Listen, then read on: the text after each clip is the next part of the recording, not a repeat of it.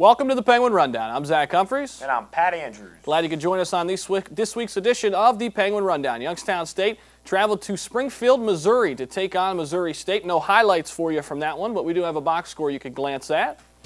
Youngstown State dropped this one to Missouri State, 25-35, or I should say 35-25 in favor of Missouri State. 2-2 they go, 1-1 in the conference. Youngstown State 3-2 overall, 1-1 in the conference. Jermaine Cook had 26 carries for 167 yards. Another day at the office for Mr. Cook. 2 touchdowns, 50 yards receiving.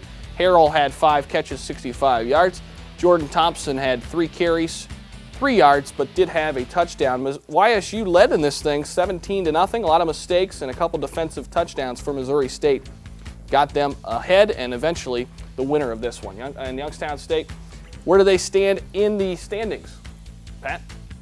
Take a look at the Missouri Valley standings for football. You'll see Western Illinois and Northern Illinois sitting atop, both at 2-0 in the conference. Illinois State just a half game back at 2-1. Youngstown State, Missouri State, and Southern Illinois all sitting okay at 1-1. Indiana State, only one game played that they lost, in there in 7th. And North Dakota State and South Dakota State bringing up the rear at 0-2 apiece. Women's soccer on the road twice this past weekend. 2 Horizon League matches. No highlights from the action. We do have a couple box scores for you.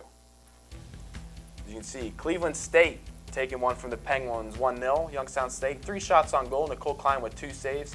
Taylor Vidovich with the goal in the 54th minute for Cleveland State. Loss drops the Penguins to 3-9 overall and 1-2 in the conference. That was on Friday. On Sunday, Wright State nips the Penguins in overtime, 2-1. Lauren Brennan with her second goal of the season in the 57th minute. That was assisted by Shelby Parks. Nicole Klein with 7 saves. And the loss drops the Penguins to 3-10 on the year and 1-3 in the Horizon League. Youngstown State volleyball also in action. They only played once. Again, we have a box score for you. Youngstown State dropped it 3-0 to Cleveland State. Haley Kapfer led the team with 7 kills. Marissa Hundelt had 6. Brittany McNeil, 16 digs, was good for a team high. The sets went like this: 25-15, 25-20, 25-22, all in favor of the Vikings. They went to 12-1 and 3-1 in the conference. Youngstown State 2-15 and 0-4 in the conference.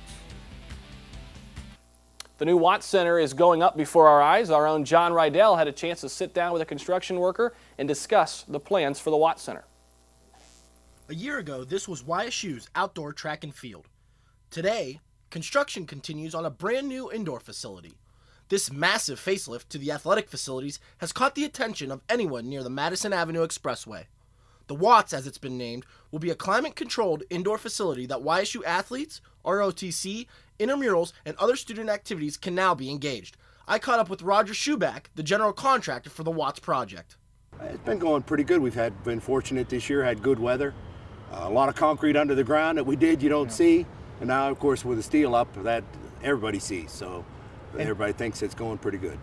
Obviously, people could see how big this physical structure is from the outside, but how big is it on the inside? What are the inside dimensions? This building's 510 foot by 245. That's about 2.5 acres under roof. 2.5 acres. And how many guys do you have working on this per day?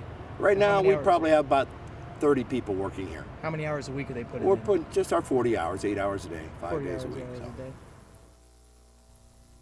And much thanks for John Rydell, a guy that helps make this broadcast actually happen. What a facility that's going to be for the Penguins. Yeah, Penguins can use that as a recruiting tool as well. Days like this, Northeast Ohio, pretty rainy outside.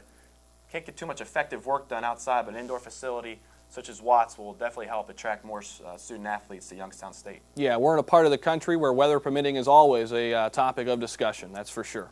And we're sorry for the lack of highlights this week, but as you'll see as we take a look at the upcoming schedule, a lot of home games for the Penguins coming up, so we'll have a full slate for you next week. We have volleyball, the 5th and the 6th, first against Wright State at 7 p.m., then against Butler at 5 p.m. Soccer also at home October 8th, that'll be a 3 p.m. start against Detroit. And men's tennis in action October 8th through the 10th at the Dayton Invitational. And Youngstown State football back home against North Dakota State, who's looking to try to save their season. They're 0-2 in the Horizon League. Didn't see that one coming. Soccer will be at Loyola October 10th at 2 p.m. Men's golf and women's golf will be at Invitationals. Cincinnati Bearcat Invite is where the men's team will be, and the Robert Morris Invitational is where the women's golf team will be. Remember to follow YSU Athletics on the web, ysusports.com, facebook.com/YSU Sports, or Twitter @YSU Sports.